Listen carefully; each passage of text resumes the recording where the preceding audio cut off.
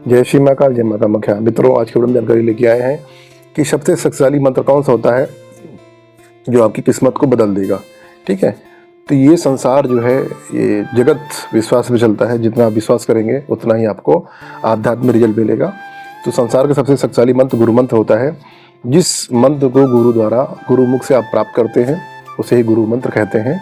और दुनिया में हजारों सारे मंत्र हैं, परंतु गुरु मंत्र की महिमा अपरंपार है, क्योंकि गुरु मंत्र स्वयं सिद्ध होता है। इसको सिद्ध करने की आवश्यकता नहीं होती है, क्योंकि गुरु के भी गुरु होंगे तो उन्होंने उसका पर्याप्त मात्रा में जाप किया होगा, उसका तप किया होगा, उसका हवन किया होगा, तो उसके बाद अपने आप उत्कलित हो जाता है। और बहुत सारे लोग मुझसे पूछते हैं, गुरु जी जो गुरु मंत्र आप दे रहे हैं उसको सिद्ध करना पड़ेगा? नहीं, वो पहले से स्वयं सिद्ध है, आपको केवल उसका जाप करना रहेगा। ठीक है, अब बात करते हैं कि गुरु मंत्र का आपको पूर्ण विश्वास और सिद्धक साथ में जाप करना है। ठीक है, जब तक आप विश्वास नहीं करेंगे तब तक जीवन में परिवर्तन नहीं आएगा। तो मित्रों, जो भी व्यक्ति मुझे अपना आध्यात्मिक गुरु बनाना चाहते हैं तो धारण कर सकते हैं। सबसे पहले देख लेते हैं आध्यात्मिक गुरु मतलब क्या होता है। ऐसा व्यक्ति जो आपको पूजा पाठ के विषय में जानकारी दे सके और आपके आध्यात्मिक यात्रा को आगे ले जा सके, उसको आध्यात्मिक गुरु कहते हैं। मैं भी आपकी जो आध्यात्मिक यात्रा है उसको मैं आगे लेके जाता हूँ। ठीक है, तो आप पूजा पाठ संबंधी हर प्रकार की जानकारी मुझसे पा सकते हैं। इसके अलावा जो है, आप मुझे गुरु बना सकते हैं, ऑनलाइन भी बना सकते हैं और ऑफलाइन बना सकते हैं, यानी कि मुझसे मिलकर भी आप बना सकते हैं मुझे गुरु, और ऑनलाइन भी बना सकते हैं। ठीक है, गुरु दक्षिणा की बात करें तो मात्र 101 रुपये आपको गुरु दक्षिणा देना होगा। इसके बाद आपको गुरु मंत्र मिल जाएगा। और अब बात करते हैं कि जैसे कि ऐसा नहीं है कि आपने ऑनलाइन गुरु बना लिया तो आपको कभी मुझसे मिलना नहीं है। नहीं, हर व्यक्ति को, जो भी आपके गुरु होते हैं, जीवन में एक बार मिलना अनिवार्य होता है, क्योंकि गुरु का जो ऊर्जा होती है, उसका जो आशीर्वाद होता है, आपको प्रत्यक्ष रूप से लेना रहता है।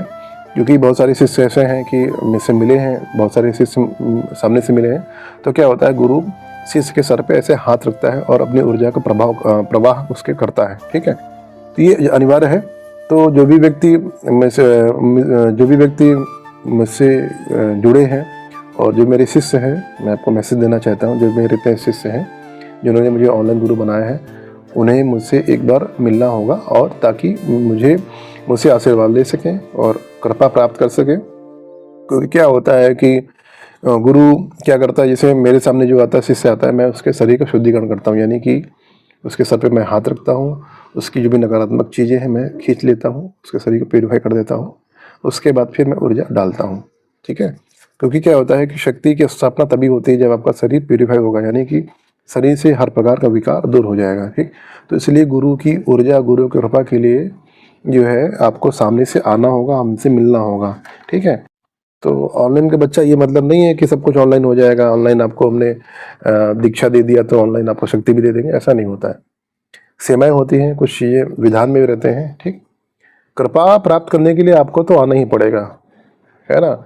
ऑनलाइन ऐसा नहीं कि ऑनलाइन ही सब कुछ आपको कृपा भी दे दिया, ऐसा नहीं है। बिना मिले तो नहीं संभव है। ठीक, तो इस बात का ध्यान रखिएगा। तो आपके जो मैं गुरु हूँ या कोई भी गुरु हो, ठीक, उससे प्रत्यक्ष रूप से एक बार मिलना जरूरी होता है। अब बात करते हैं, ये तो मैंने रुद्राक्ष की माला के बारे में मैंने आपको बता दिया इसके पहले वीडियो में। ठीक है, तो रुद्राक्ष की माला की पहचान की बात कर लेते हैं। जो रुद्राक्ष की माला होते हैं, जिसके मन के होते हैं, अगर जो है प्राकृतिक रुद्राक्ष की माला है तो उसमें मन के जो है एक जैसे नहीं रहते, उसमें कोई छोटा रहेगा, कोई बड़ा रहेगा, कोई टेढ़ा रहेगा। ठीक है, तो यानी कि उसमें समानता नहीं रहेगी। अगर समानता है तो समझ लीजिए रुद्राक्ष की माला डुप्लीकेट है, नकली है।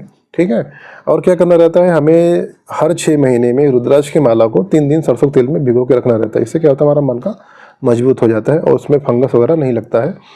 तो ये करना चाहिए, 3 दिन सरसों की माला को, 3 दिन रुद्राक्ष की माला को सरसों तेल में रख दीजिए डुबो के। ठीक है, तो अब बात करते हैं जाप की बात करते हैं। तो मैंने अनुभव भी किए हैं बहुत सारे।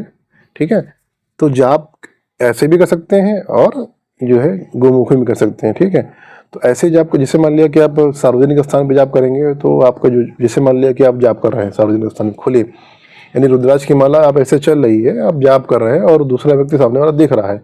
ठीक है, तो इससे क्या होगा, आपको जो पुण्य है उसका 50% उस सामने वाले को मिल जाएगा। ठीक, तो इसलिए आपने देखा होगा बहुत सारे जो संत हैं, भगत हैं, जो भी साधक हैं, जाप गोमुखी में, यानी कि गोमुखी जानते होंगे जिसमें माला रखते हैं। ठीक है, गोमुखी में ही जाप करते रहते हैं। ठीक है, तो गोमुखी में जाप करने से क्या होता है कि सामने वाले की नज़र भी नहीं पड़ती है और हमारा जाप भी खंडित नहीं होता है। ठीक है, तो इस तरह से जाप करना चाहिए। और अब बात करते हैं कि जैसे आपकी रुद्राक्ष का मन का टूट जाता है तो इसका क्या मतलब होता है। इसका सीधा सा मतलब है आपके ऊपर कोई प्रयोग कर दिया गया है या कोई नकारात्मक शक्ति आपके ऊपर हावी होने का प्रयास कर रही है, इसलिए आपका मन का टूट गया है। अन्यथा रुद्राक्ष का मन का टूट ही नहीं सकता है। ठीक, चटक जाएगा, चटक के एक मोती दो मोती टूट रहा है, यानी कि कोई आपके ऊपर प्रयोग कर दिया गया या आपके ऊपर कोई नकारात्मक शक्ति हावी हो रही है, इसलिए रुद्राक्ष का मन का टूट जाता है। ठीक है, अब बात करते हैं तो जो है, हाँ, आपका जो है जप खंडित हो जाएगा और माला आपकी टूट जाएगी। ठीक है, अब बात करते हैं कि जप माला की ऊर्जा कैसे ग्रहण करें। ठीक है, जैसे कि आपने 51 माला किया या 50 माला कर लिया, तो उस जाप करने के बाद आपको माला आपके शरीर में ऐसे डालना रहेगा। ठीक है, और 10 मिनट आपको पूजा घर में बैठना रहेगा। उसके बाद फिर आपको जो ऊर्जा होगी आपको ग्रहण हो जाएगी। फिर मालाओं को आप उतारेंगे और गंगा जल से धुलेंगे और उसको वापस वहाँ पे रख देंगे। ठीक, अब बात करते हैं जो है, हाँ, अनुभव की बात करते हैं कि जैसे हमने देखा कि बहुत सारे लोग एक माला किया, 2 माला, 1-2 माला में कुछ नहीं होगा, कम से कम 11 माला करिए। जब आप 11 माला करेंगे तो आपको क्या होगा कि धीरे धीरे कनेक्शन जुड़ेगा आपका। ठीक है, कनेक्शन जुड़ेगा, आपको अनुभव होगा। तो कम से कम 11 से 21 माला करेंगे तो कम से कम तभी आपका जो है साधना का मतलब है, जाप का मतलब, अन्यथा तो कुछ आपको महसूस नहीं, कभी नहीं महसूस होगा। मैं तो नहीं समझता हूँ कि कोई 4-5 माला करे उसको अनुभव हो जाए, संभव ही नहीं, कभी नहीं संभव। ठीक, तो कम से कम 21 माला करें। और यदि आपको कुछ अनुभव होते हैं तो इस अनुभव को आपको अपने गुरु बनाना चाहिए। यदि आपको जाप के दौरान कुछ अनुभव होते हैं तो ये अनुभव अपने गुरु बता सकते हैं और अपनी पत्नी को बता सकते हैं। सभी को नहीं बताएं, क्योंकि आपकी जो पूजा पाठ है उस पूजा पाठ से प्रसन्न होकर भगवान आपको दर्शन दे रहा है, आपको महसूस करा रहा है कि मैं हूँ, आपको स्पर्श कर रहा है। ठीक है, आपके आसपास है। तो ये चीज़ें आपके लिए, आपकी कृपा है, आपके लिए है, अन्य के लिए नहीं है। क्योंकि आप दूसरे को बताओगे तो बोलेगा तुम तो पागल हो, मुझे तो कभी नहीं महसूस होता है।